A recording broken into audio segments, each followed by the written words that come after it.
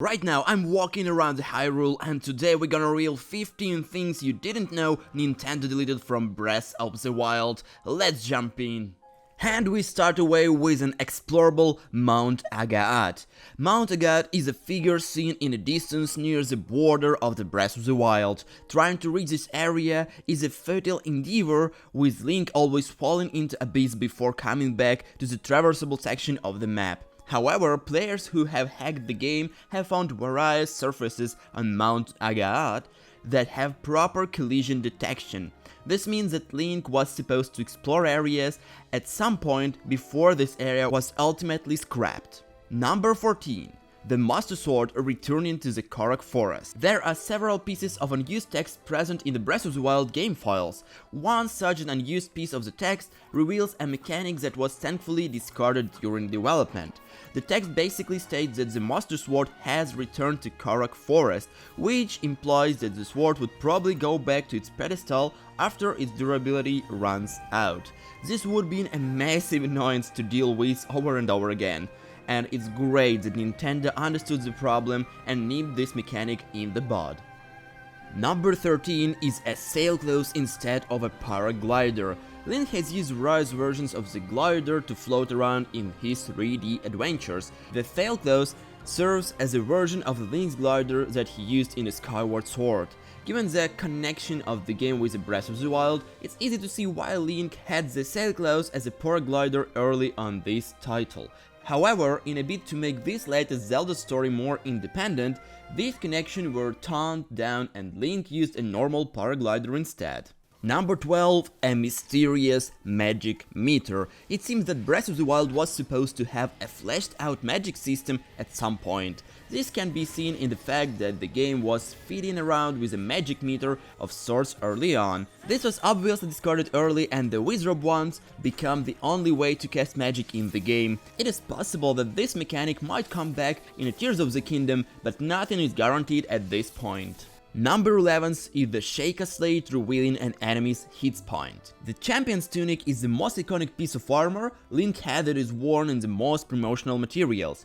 This armor is pretty decent early on and lets players gog at hit points and enemy too. It seems that this was actually a feature reserved for the Sheikah Slate, with Link being able to scan enemies to reveal their hit points and perhaps some weaknesses as well. However, it seems that Nintendo wanted players to get into encounters with dealing with too much nonsense, and the reveal of hit points was left as an exclusive ability of the Champion's Tunic instead.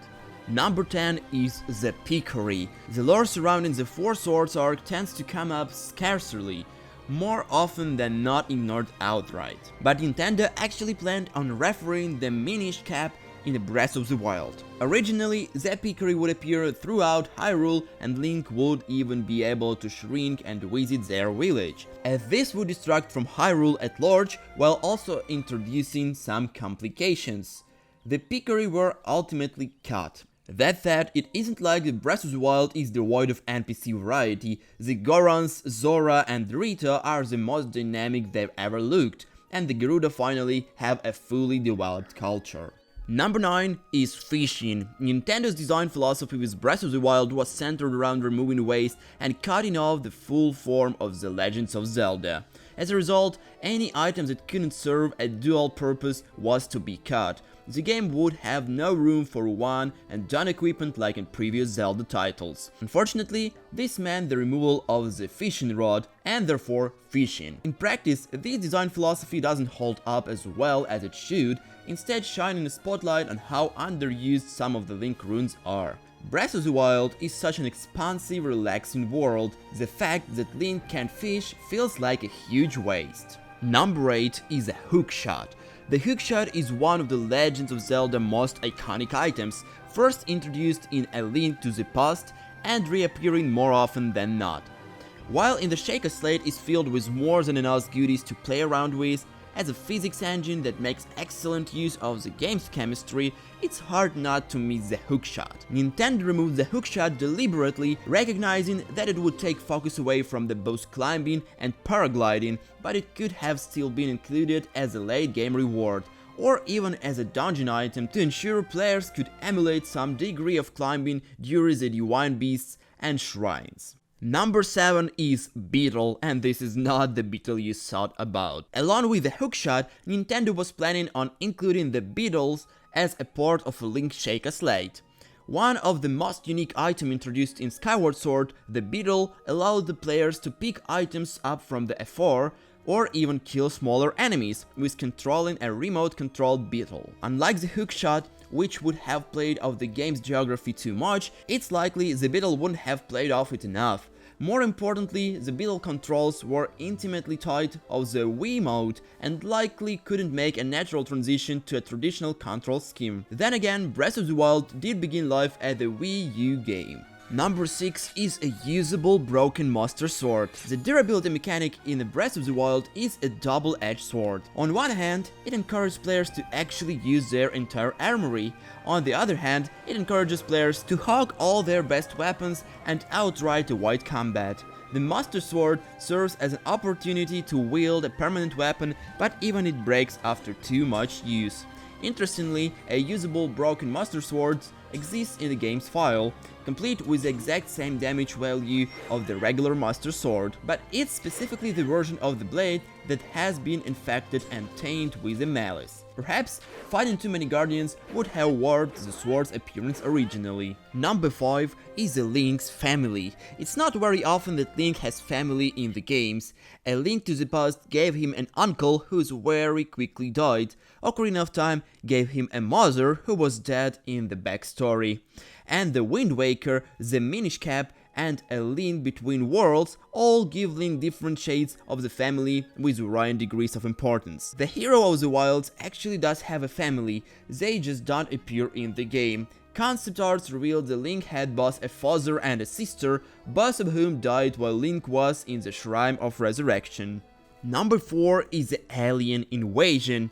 All things considered, Breath of the Wild's concept art is strange even for the series. Comparing everything that led up to the Breath of the Wild compared to all the concept art in, say, the Hyrule Historia is like night and a day. Most alarmingly, Breath of the Wild concept art would seem to suggest that the game would be framed around the alien invasion.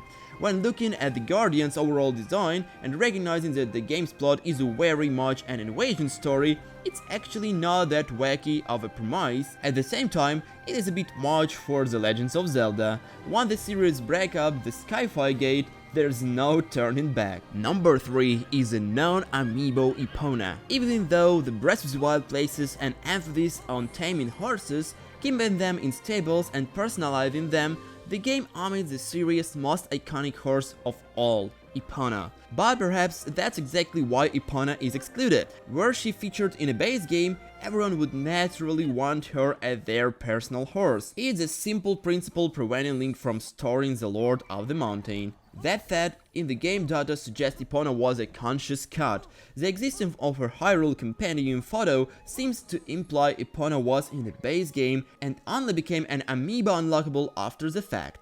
Number 2 is an older Link. Breath of the Wild has some of the most fascinating concept art in the series, beyond just an alien invasion. There exist images of the noticeably older Link without his arm. He has a bandaged face with the facial hair peeking out and is considerably taller and more muscular than usual. It's unlikely Nintendo was ever committed to the idea of an older Link leading Breath of the Wild, but the last time an older Link appeared in the concept art was the Wind Waker, with Nintendo confirming that Link was originally meant to physically age over the course of the game. And number 1 is the DLC that became the Breath of the Wild 2, or as we know, the Tears of the Kingdom. As previously known, a lot of people speculated on the game gonna be just another DLC for the Breath of the Wild, but lately we saw a lot of different mechanics and new characters, new designs, and a lot of new features coming to the Tears of the Kingdom. So yep guys, I hope you enjoyed this video. If you are, please subscribe on this channel, drop a like, and I'll see you next time.